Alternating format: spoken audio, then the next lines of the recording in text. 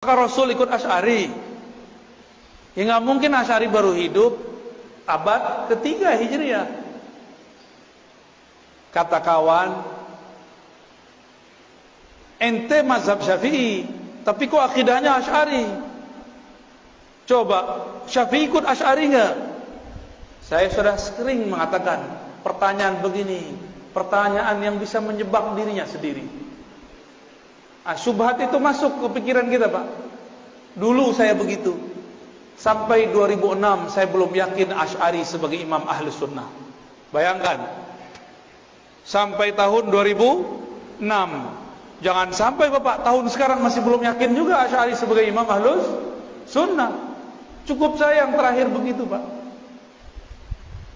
Imam Asy'ari itu menulis dalam muqaddimah kitab Al-Ibanah, akidahku ini adalah akidah yang aku riwayatkan dari murid-murid Imam Ahmad.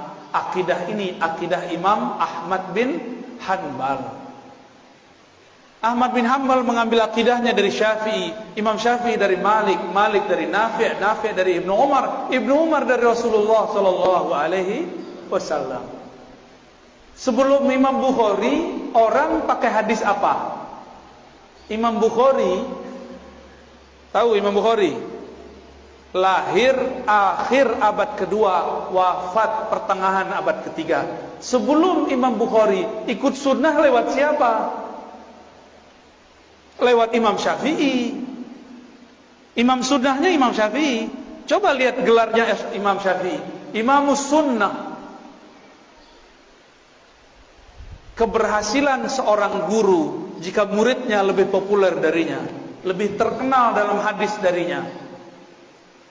Imam Syafi'i punya murid Ahmad bin Hanbal, Imam Syafi'i punya murid Al-Qarabisi, punya murid Al-Humaidi, mereka punya murid namanya Al-Bukhari. Al-Bukhari lebih terkenal dalam hadis daripada kakek gurunya Al-Imam Syafi'i.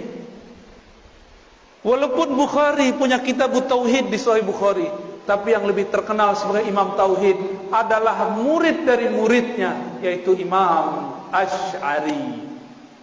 Imam Asy'ari itu berguru ke murid-muridnya Imam Bukhari, maka akidahnya sama.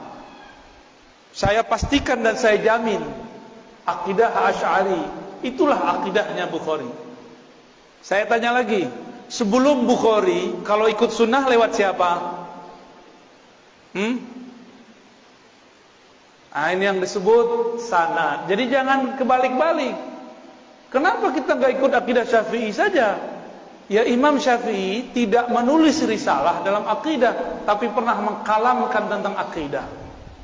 Kalamnya dikumpulkan oleh para imam, masuklah ke dalam kitab Al-Baihaqi, judulnya Manaqib Al-Imam Syafi'i. Muncullah orang memfitnah akidah Asy'ariyah berbeda dengan Asy'ari. Sok tahu ente ya, memalsukan sejarah Imam Asy'ari itu bagi mereka biasa. Mereka katakan Imam Asy'ari 3 periode, kayak mau jadi presiden 3 periode ya.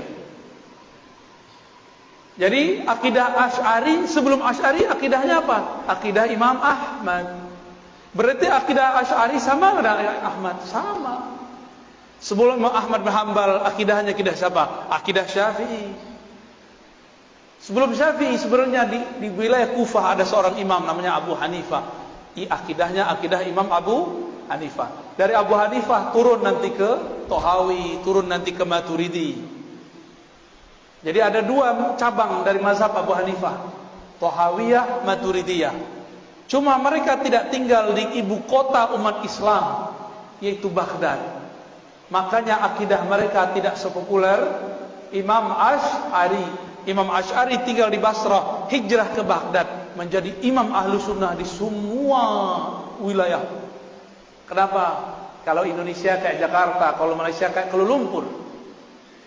Karena dia terkenal di ibu kota negara, maka namanya masuk ke mana-mana. Dulu belum ada YouTube, Pak. Ya, kalau ada YouTube, mungkin Imam Tahawi bisa jadi lebih populer, Imam Maturidi lebih populer mungkin. Tapi tetap saja Allah populerkan, walaupun belum ada YouTube dan Facebook. Ya, hebat nggak tuh Allah? Sebanyak itu imam, kenapa cuma 3 imam ini yang Allah populerkan akidahnya? Dari 3 itu kenapa cuma 2 yang paling tegas? Dari 2 itu Asy'ariyah kemudian mewakili 3 itu.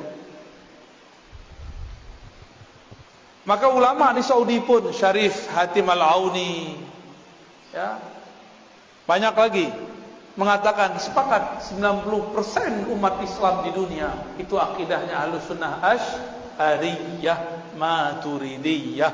Kalau ada kelompok yang mengatakan Asy'ariyah sesat, sama saja dia mengatakan sesat 90% umat Islam.